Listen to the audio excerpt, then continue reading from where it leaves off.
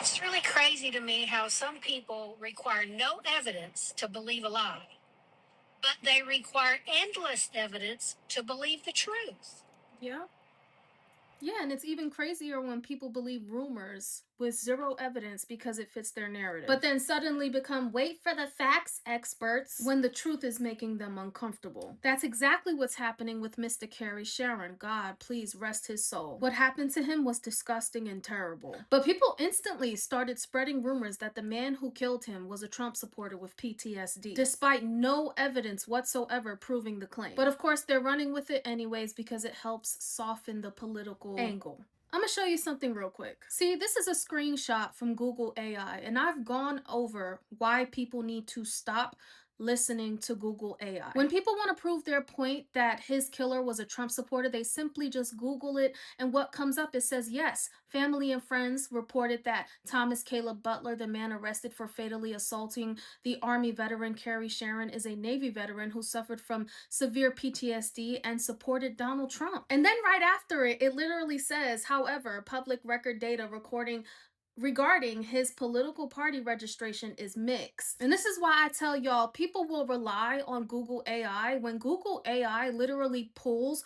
all the popular information coming from social media to come up with a answer. See, if you take this entire screenshot here and put it in another AI generated let me show you what you'll get. Google AI summaries are becoming dangerous because they package rumors and social media speculations as if they're confirmed facts. Google AI took rumors, alleged friend comments, conflicting online voter searches, and social media speculations and blended them together into one polished answer that sounds factual and confirmed when much of it is not officially verified. But suddenly, the moment that someone mentions that this was politically motivated because of his political affiliations and the flags outside of his home, then suddenly it's, oh, you have no proof. And then people commenting, but the investigation is still ongoing, but then in the same breath will post that same bullshit Google AI response that he was a Trump supporter when he in fact was not, and there's no proof to that. Yet no one posts that in the past, allegedly, it shows that he was a Republican, but then recent shows that he was a Democrat.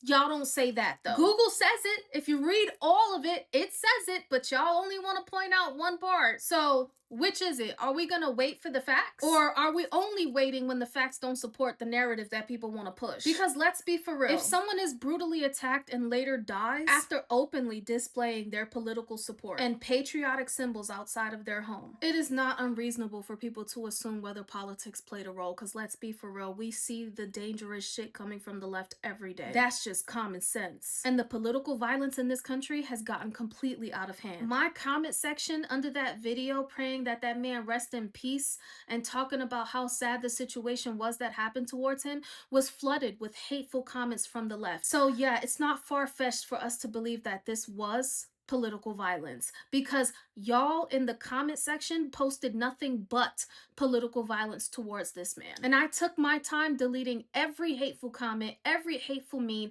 and blocking every hateful person. And you guys think you're hurting people's feelings by posting these memes and mocking this man's death and saying good riddance, when in ultra reality, you're just proving the point as to why people are saying that it's politically motivated. Because what we're not gonna do is we're not gonna act like it's not your hate towards other political opinions as to why Charlie Kirk is dead. Your hatred, pure hatred in your heart towards Donald Trump is why so many assassination attempts have been made. Your hate driven by politics is why many of you wake up every day and say that anyone who voted for Donald Trump should be dead and Donald Trump should be dead himself. You guys, with every waking moment and every breath that you take, wish death on other people because of their difference of politics. The hatred in your hearts because of people's difference in political opinions is why that man's home was vandalized, why they ripped down his flags and brutally beat him until he died. Your hatred towards politics is why my husband is always being called the N-word in my comment section, and why people are telling me they wish I get raped, or why people are telling me they wish I get murdered. Simply because of my political affiliation, not because I ever actually harmed or did anything harmful to anyone in this world. Because that's simply just the kind of disgusting human beings that you are. And honestly, it's getting quite played out when something like this happens, or there's a mass school shooting or some crazy shit happens, and the first thing you do is go,